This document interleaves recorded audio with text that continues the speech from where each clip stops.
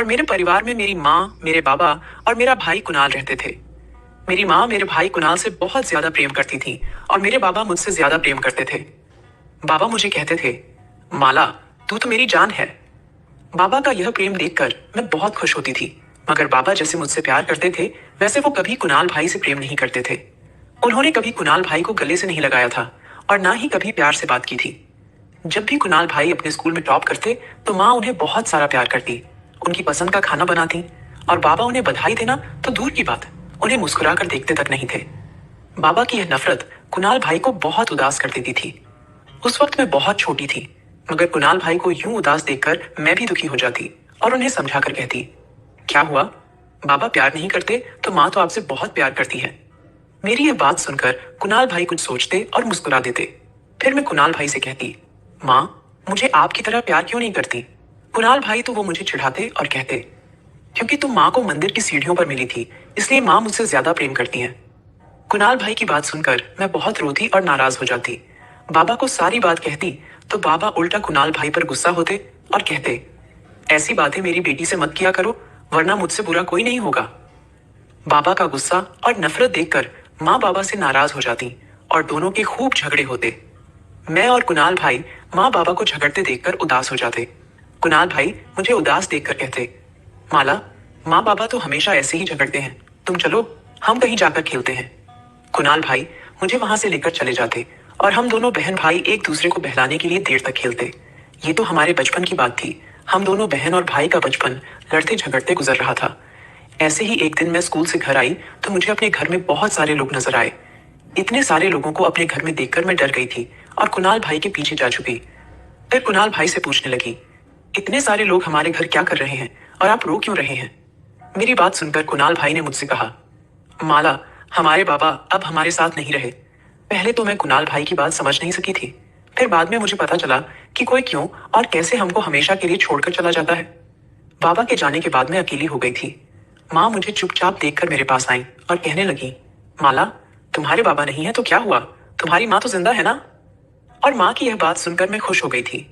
अब माँ मुझे भी कुणाल भाई की तरह ज्यादा प्यार करने लगी थी। मैं माँ और कुणाल भाई का प्यार पाकर बाबा को भूल गई थी। हम दोनों बहन और भाई का आपस में बहुत प्रेम था। मेरी माँ हम दोनों को यूं हंसता मुस्कुराता देखकर खुश होती थी और कहती थी, कभी मेरे बच्चों को किसी की बुरी नजर ना लगे, तुम दोनों हमेशा यूं ही साथ रहो। और मैं भगवान से यही प्रार्थना करती हूँ कि हमारा घर ऐसे ही खुशहाल रहे। मगर जैसे जैसे मैं बड़ी होती गई तब मुझे एहसास हुआ कि हमारे घर में कुछ ठीक नहीं हो रहा है। हालांकि हम सब बहुत खुश थे, मगर मेरा भाई कुणाल जैसे ही 18 साल का हुआ तो अचानक से हमारे घर में अशांति फैल गई, क्योंकि हमारे घर हर रोज एक आदमी आता था और वह मेरे भाई से कुछ कहता, मगर कुणाल भाई उसकी बात सुनकर उस पर गुस्सा करते, चिल्लाते और चिल्लाते थे। मेरी माँ भी बहुत रोती हुई उस आदमी से झगड़ती थी। मैं 12 साल की थी उस वक्त। मैं शायद वो सारी बातें समझने में नादान थी, मगर मेरे छोटे से दिमाग में वो सारी बातें और वो सारे झगड़े घूमते रहते थे। मैं कुणाल भाई को समझाती और कहती, कुणाल भाई, इतना गुस्सा मत हुआ करो। वो गंदा आदमी अब जब भी हमारे घर आएगा तो आप दरवाजा मत खोलना। मेरी बात सुनकर कुणाल भाई हंसते और कहते, माला, तुम अभी बहुत छोटी हो, इसलिए तुम्हें नहीं बता सकता कि मेरे अंदर क्या दर्द है। मैं कहती, भाई, यह दर्द क्या होता है और तुम मुझे बताओ कि तुम्हें कहाँ दर्द हो रहा है। मेरी बात सुनकर वो कहते, पगली, तुझे कुछ नहीं पता। एक दिन पता चलेगा कि दर्द क्या होता है तो तू जीना छोड़ देगी। अब मैं देख रही थी कुणाल भाई मुझसे ज्यादा बात नहीं करते थे और दूर दूर रहते थे। हम दोनों बहन भाई में अब पहले जैसी समझ नहीं रही थी। मुझे लगता था कुणाल भाई ज्यादा पढ़ाई कर रहे हैं, इसलिए उनको अब वक्त नहीं मिलता है। जिंदगी ऐसे ही गुजर रही थी। मैं कब बड़ी हुई पता नहीं चला। मैं 18 साल की होने वाली थी, तब से ही माँ की तबीयत बहुत खराब रहने लगी थी। माँ को इतना बीमार देखकर कुणाल भाई बहुत परेशान हो गए थे। एक दिन वह माँ को अस्पताल ले गए थे। डॉक्टर ने ना जाने उनसे क्या कहा था, तब से वो और भी ज्यादा परेशान और उदास रहने लगे थे। मैं कुणाल भाई से पूछती, आपको क्या हो गया है, आप पहले से भी ज्यादा खामोश रहने लगे हैं। तब कुणाल भाई कहते, कुछ नहीं माला, पढ़ाई और माँ की बीमारी का टेंशन एक साथ आ गया है, इसलिए उदास हूं।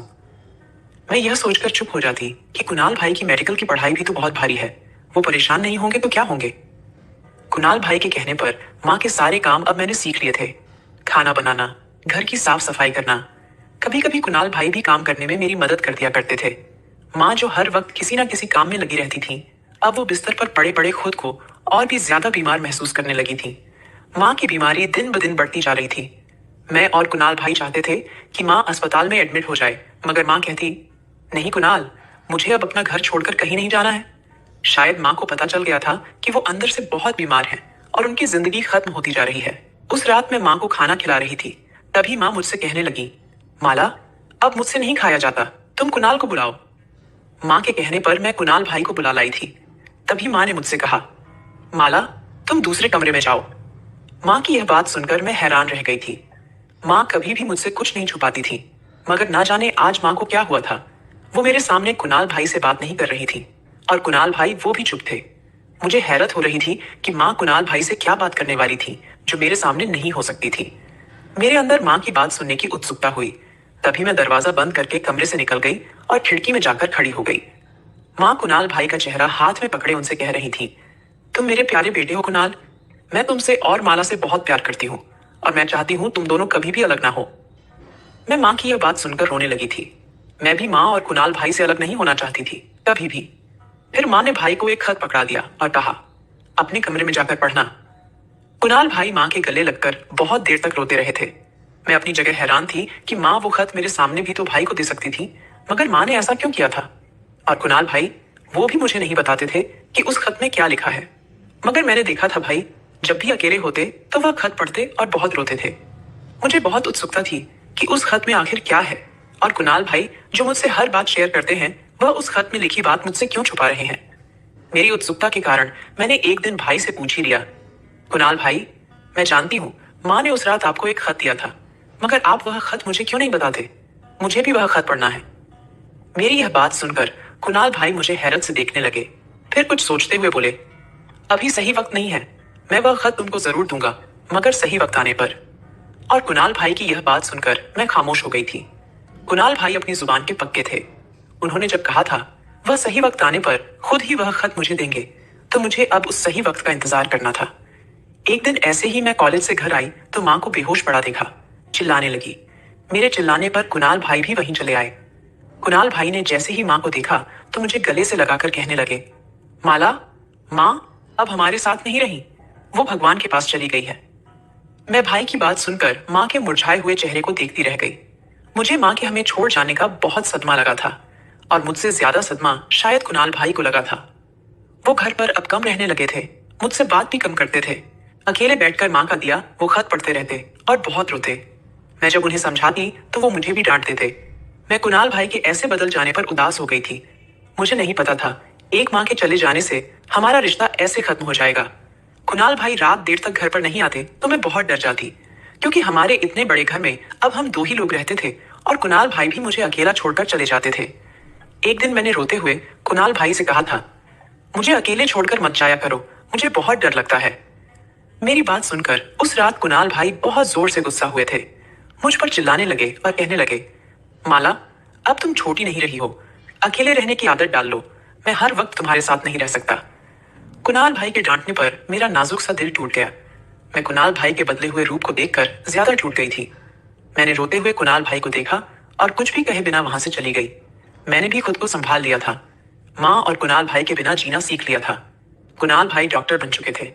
मैं उनके डॉक्टर बनने पर बहुत खुश हुई थी, मगर उनको नहीं बताया था। एक दिन कुणाल भाई मेरे पास आए और मुझसे कहने लगे, माला, मुझे बधाई नहीं दोगी, मैं डॉक्टर बन गया हूँ। माँ की एक इच्छा पूरी हो गई है, अब उनकी दूसरी इच्छा पूरी करने का वक्त आ चुका है। मैं खुश होती हुई कुणाल भाई से कहने लगी, कुणाल भाई, मैं बहुत खुश हूँ और आज शायद माँ की आत्मा को भी शांति मिल गई होगी। मेरी बात सुनकर कुणाल भाई कुछ नहीं बोले और वहां से चले गए। फिर मैं सोचने लगी कि माँ की दूसरी इच्छा कौन सी होगी, मगर मेरे बहुत सोचने पर भी मुझे कुछ समझ नहीं आया था। जिंदगी के और थोड़े दिन गुजर गए थे। एक दिन कुणाल भाई मेरे कमरे में आए और मेरे सिर पर लाल दुपट्टा ओढ़ाकर बोले, आज तुम्हारी शादी है, माँ का वादा पूरा करने जा रहा हूँ। कुणाल भाई की आंखें लाल हो रही थीं। ऐसा लग रहा था जैसे वो आज भी रोए हो। मुझे लगा जैसे वो मेरी शादी का सुनकर रो रहे थे। मैं उनके गले से लग गई और बोली, कुणाल भाई, मैं जानती हूँ आप मेरे यहाँ से चले जाने की वजह से रो रहे हैं, मगर कृपया आप मत रोइए। माँ की आत्मा को दुख पहुंचेगा और मैं भी शांति से नहीं रह पाऊंगी। मैं माँ का वादा पूरा करने के लिए तैयार हूँ। आप जिससे कहेंगे मैं बिना कुछ कहे उससे शादी कर लूंगी। फिर मैंने कुणाल भाई से यह नहीं पूछा कि मेरी शादी वो किससे करवा रहे हैं। शादी का मुहूर्त शाम के वक्त था। कुणाल भाई ने दूर के एक दो रिश्तेदारों को मेरी शादी में बुलाया था। मुझे मोहल्ले की लड़की ने आकर तैयार कर दिया था। फिर वही लड़की मुझे मंदिर ले गई थी। मेरे चेहरे पर घूंघट था, इसलिए मैंने अपने होने वाले पति को नहीं देखा था। मगर मुझे पता था कि कुणाल भाई मेरे लिए किसी अच्छे लड़के को ही पसंद किए होंगे। फेरों के बाद एक दो और रस्में हुई, मगर उस वक्त भी मैं अपने पति का चेहरा नहीं देख पाई थी। मुझे उसका चेहरा देखने की उत्सुकता हो रही थी, मगर बहुत कोशिश के बाद भी मैं अपने पति का चेहरा नहीं देख पाई। मंदिर से मुझे अपने घर लाया गया था। मुझे लग रहा था भाई मुझे घर से विदा करने वाला है, मगर मैं हैरान हो गई जब मुझे भाई वाले कमरे में बिठा दिया। मुझे लग रहा था जैसे कोई मेरे साथ मजाक कर रहा हो। मैं अभी कुणाल भाई के पास जा रही थी, तभी कमरे का दरवाजा खोलकर कुणाल भाई अंदर आए थे। जैसे ही कुणाल भाई कमरे में आए तो मैं उन्हें अपने सामने देखकर हैरान रह गई और कहने लगी, कुणाल भाई, मैं आपके पास ही आ रही थी। मेरी बात सुनकर कुणाल भाई मुझसे रूखे अंदाज में पूछने लगे, क्यों, क्या हुआ? तुम क्यों मुझसे मिलना चाहती थी? तब मैंने उनसे कहा कि मेरा पति कहाँ है और मुझे आपके कमरे में क्यों लाए हैं। मेरी बात सुनकर कुणाल भाई का सिर झुक गया। वह शायद अपने आंसू पोंछना चाह रहे थे। मैं कहने लगी, कुणाल भाई, क्या हुआ? आपकी आंखें क्यों भीग रही हैं? क्या मैं इस घर से विदा होकर जा रही हूँ, इसलिए आप उदास हैं और मुझसे नाराज हैं क्या? मेरी बात सुनकर वो मुझसे कहने लगे, माला, मुझे नहीं पता है जो कुछ मैं कहूंगा वह शायद तुम्हें झटका भी दे सकती है, मगर सच ये है कि यह सब कुछ जो हुआ है वह माँ की आखिरी इच्छा थी। ये समझ लो, आज तुमने जो किया वो माँ की आत्मा को शांति पहुंचाने के लिए किया है। माँ का नाम सुनकर मैं दुखी हो गई। मुझे इतना तो पता था कि माँ को मेरी शादी की बहुत इच्छा थी। माँ चाहती थी कि कुणाल भाई की पढ़ाई के बाद मेरी शादी हो जाए, और मैंने आज अपनी माँ की इच्छा भी पूरी कर दी थी। शायद माँ की आत्मा को आज शांति मिलने वाली थी, मगर मुझे नहीं पता था कि कुणाल भाई जो कुछ कहेंगे उसके बाद मेरी आत्मा अशांत हो जाएगी।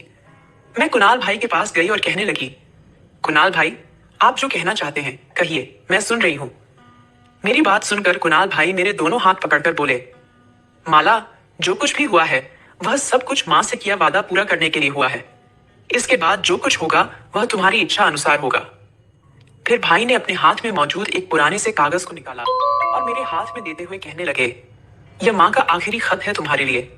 इस खत को पढ़ने के बाद जो भी तुम्हारा फैसला होगा वह मुझे मंजूर होगा।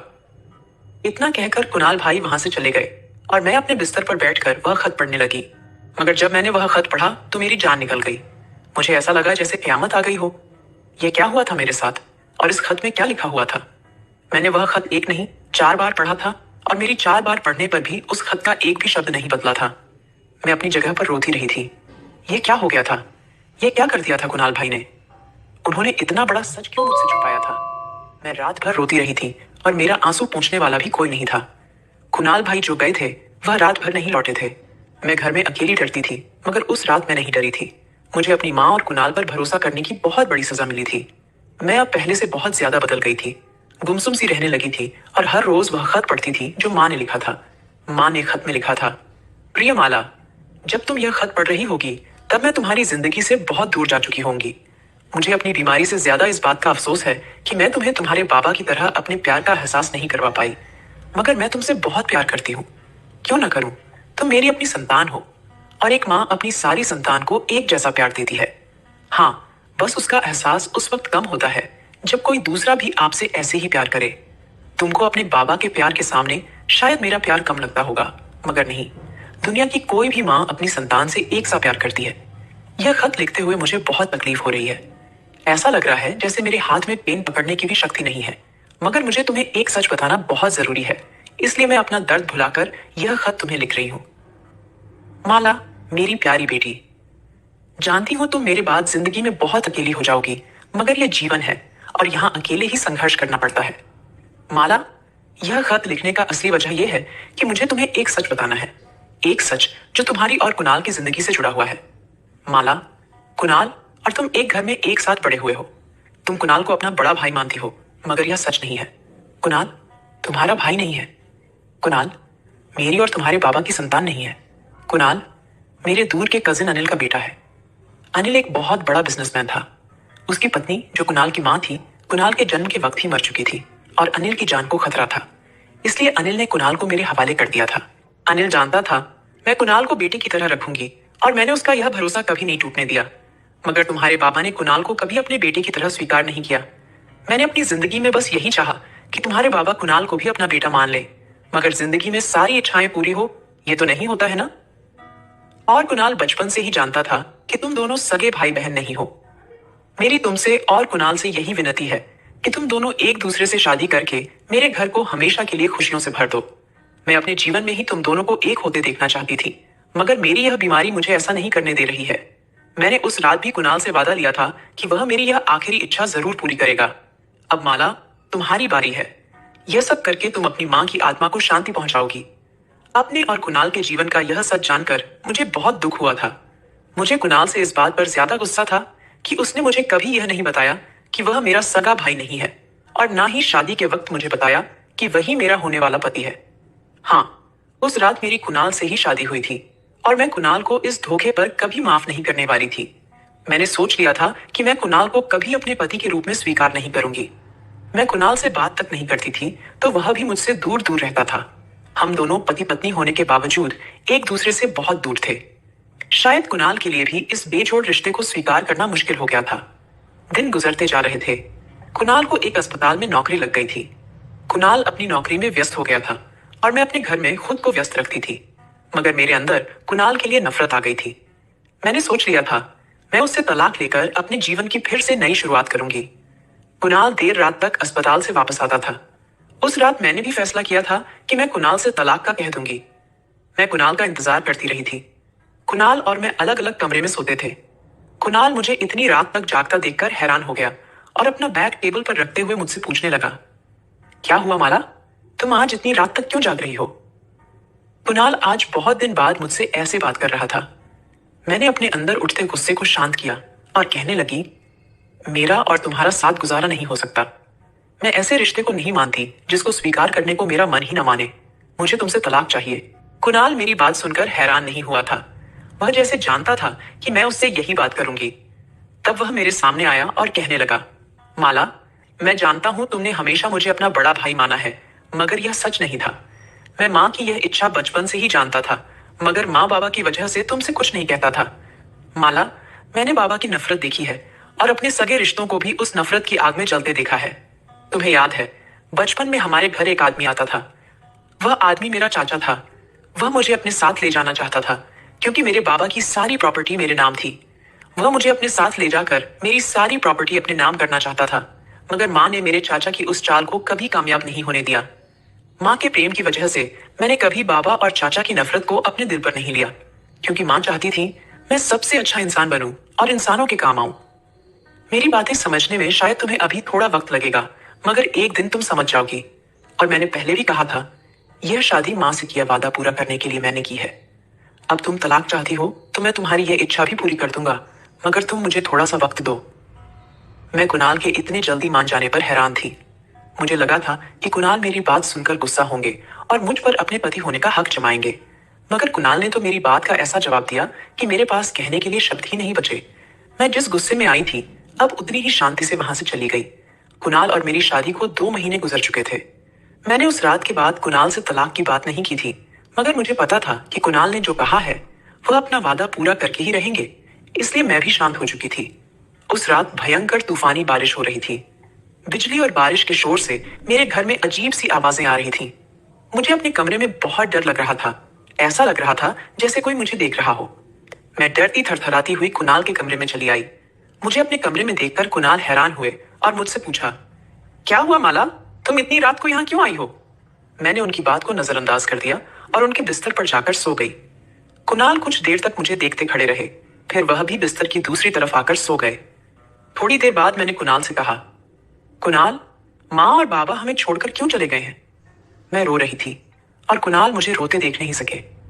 तब वह मेरे करीब आए और समझाते हुए बोले, माला, भगवान ने माँ बाबा की जिंदगी इतनी ही लिखी थी, मगर माला, तुम कभी ये मत समझना कि तुम अकेली हो। मैं हमेशा तुम्हारे साथ रहूंगा। मैं बहुत देर तक रोती रही और कुणाल मुझे समझाते रहे। उसी रात कुणाल ने मुझे बताया था कि माँ को कैंसर हुआ था, और माँ ने अपनी इतनी बड़ी बीमारी की बात भी मुझसे छुपाई थी। माँ अपने आखिरी वक्त में इतनी तकलीफ में थी और मुझे पता भी नहीं चला था। मुझे माँ पर गुस्सा भी आ रहा था और उनकी तकलीफ का सोचकर दुख भी हो रहा था। उस रात के बाद से मैं और कुणाल एक ही कमरे में रहने लगे थे और एक दूसरे के साथ बिस्तर भी साझा करने लगे थे, मगर हमारे बीच की दूरियां पहले दिन जितनी ही थी। अब मैं फिर से कुणाल के सारे काम करने लगी थी। कुणाल के लिए खाना बनाना, कपड़े आयरन करना और घर का सारा काम मैं ही करती थी। एक दिन कुणाल मेरे पास आए और मुझसे कहने लगे कि वे कुछ दिनों के लिए दूसरे शहर जा रहे हैं। इतना कहकर कुणाल चले गए। कुणाल को गए हुए 2 महीने गुजर चुके थे और मुझे हर पल उनकी याद आ रही थी। मुझे खुद हैरानी हो रही थी कि मुझे क्या हो रहा है, क्यों मुझे कुणाल याद आ रहे हैं। शायद मेरा दिल कुणाल को अपना पति मान चुका था। मैं कुणाल से प्यार करने लगी थी। कुणाल वापस आ चुके थे। उन्हें देखकर मैं बहुत खुश हुई थी, मगर मेरी खुशी उस वक्त राग में बदल गई जब कुणाल के साथ एक लड़की भी आई थी। कुणाल ने उस लड़की से मिलाते हुए कहा, ये डॉक्टर राधिका है और ये मेरे साथ काम करती है। राधिका बहुत सुंदर और मॉडर्न थी। कुणाल के साथ राधिका को देखकर मुझे बिल्कुल अच्छा नहीं लगा था। ऐसा लग रहा था जैसे राधिका कुणाल को मुझसे दूर करने आई है। मैं राधिका से जलन महसूस करने लगी थी। उन्हें कुणाल के साथ देखकर मेरा मन करता कि मैं पूरी दुनिया को आग लगा दूं। अब जब भी राधिका घर आती तो मैं खुद को कमरे में बंद कर लेती। कुणाल मुझे बुलाने आते तो मैं बहाना बना देती। राधिका हर शाम मेरे घर आने लगी थी और कुणाल भी उसके साथ रहकर बहुत खुश थे। उस रात मुझे बहुत बुखार हो रहा था। कुणाल फिर अपने साथ राधिका को ले आए थे। राधिका को देखकर मुझे गुस्सा आया और मैंने किसी चीज का ख्याल नहीं रखा और कुणाल के सामने ही राधिका से कह दिया, डॉक्टर राधिका, आपका अपना घर नहीं है क्या, जो आप हर शाम दूसरों के घर चली आती हैं? और आप कुणाल से दूर रहा करें, क्योंकि कुणाल मेरे पति हैं। मेरी यह बात सुनकर राधिका और कुणाल दोनों ही हैरान रह गए थे। कुणाल ने मेरी बदतमीजी पर मुझे डांटते हुए कहा, माला, ये क्या बदतमीजी है? राधिका से माफी मांगो। कुणाल ने मुझे कभी भी नहीं डांटा था, मगर राधिका की वजह से मुझे डांट रहे थे। मैंने रोते हुए कुणाल को देखा और राधिका से माफी मांगे बिना ही वहां से चली आई। मुझे खुद नहीं पता था कि मैं क्या कर रही थी। राधिका के जाने के बाद कुणाल कमरे में बहुत देर से आए थे। कुणाल के हाथ में एक कागज था। वह कागज देखकर मुझे झटका लगा। मैं अपने आंसू पोंछकर कुणाल के पास आई। कुणाल के चेहरे के हाव भाव देखकर लग रहा था कि वह बहुत गुस्से में है और अपना गुस्सा मुझ पर निकालने आए हैं। मैं कुणाल को ऐसे देखकर डर गई थी। मुझे लग रहा था कि कुणाल आज मुझे अपनी जिंदगी से हमेशा के लिए निकाल देंगे, मुझे तलाक दे देंगे। मेरा दिल अंदर से कांप रहा था। मुझे बहुत रोना आ रहा था। कुणाल ने अपने हाथ में मौजूद वह कागज का टुकड़ा मेरी तरफ बढ़ा दिया। मुझ पर उस वक्त क्या क्या मत टूट रही थी, यह सिर्फ मुझे पता था। कुणाल ने सर्द लहजे में मुझसे कहा, माला, इस पेपर पर साइन कर दो। कुणाल की यह बात सुनकर मैं अपने आंसू पोंछते हुए कुणाल के गले लग गई। कुणाल अपनी जगह पर हैरान थे। मैंने कुणाल से रोते हुए कहा, क्या हुआ? माँ के उस वादे का? आप तो बहुत स्वार्थी निकले कुणाल। मेरी उस बात को लेकर बैठ गए जो मैंने नादानी में की थी। कुणाल ने अपने दोनों हाथ मेरे इर्द गिर्द लपेटकर मुझसे कहा, क्या तुम मुझे बता सकती हो कि मैंने कौन सा स्वार्थ दिखाया है? तब मैंने कहा, उस रात मैंने ऐसे ही तलाक की बात की थी, क्योंकि मुझे आप पर और माँ पर बहुत ज्यादा गुस्सा था। मगर अब मुझे आपसे दूर नहीं जाना है और ना ही ये घर छोड़कर कहीं जाना है। आप चाहें तो राधिका से दूसरी शादी कर सकते हैं, मगर मैं आपकी जिंदगी से कहीं नहीं जाऊंगी। मुझे तलाक नहीं चाहिए। ये सुनकर कुणाल ने मुझे खुद से अलग किया और कहने लगे थे, तुमसे किसने कहा कि मैं तुम्हारे कहने पर तुम्हें तलाक दे दूंगा? तुम एक क्या 1000 बार भी तलाक मांगती तो मैं तुम्हें नहीं देता, क्योंकि मैं तुमसे बहुत प्यार करता हूं। अब से नहीं, बचपन से। माँ ने मुझे बचपन से हमारे रिश्ते की सच्चाई बता दी थी। और ये पेपर्स तलाक के नहीं हैं, इस घर के हैं। ये घर मैं तुम्हारे नाम करना चाहता हूँ और मैंने हमेशा तुम्हें अपनी दोस्त माना है। मैं कुणाल की बात सुनकर खुश होने के बजाय उल्टा नाराज हो गई और कहने लगी, मगर आपका और राधिका का क्या सीन है? वो क्यों हमारे घर आती है? मेरी ये बात सुनकर कुणाल बहुत देर तक हंसते रहे। उनकी ये हंसी मुझे बहुत बुरी लग रही थी। मुझे गुस्से में देखकर कुणाल ने कहा, गुस्सा मत करो मेरी प्यारी पत्नी माला। राधिका तुम्हारी सौतन नहीं है। राधिका पहले से शादीशुदा है और वो बस काम के लिए हमारे घर आती थी। और उसे घर लाने का एक कारण ये भी था कि मैं तुम्हें जलन महसूस करा सकूं। कुणाल की ये बात सुनकर मैं उन पर और नाराज हो गई। कुणाल मुझे ऐसे मना रहे थे जैसे कोई रूठे बच्चे को मनाता है। कुणाल की सारी बातें सुनकर मेरे अंदर शांति आ गई थी। कुणाल तो बचपन से मेरे थे, फिर मैं क्यों उन्हें छोड़कर भगवान के इस फैसले को मिटा देती। जिंदगी के 3 साल गुजर चुके थे। मेरा और कुणाल का घर बहुत खुशहाल था। हमारा एक बेटा था जिसने हमारे जीवन को और सुंदर बना दिया था।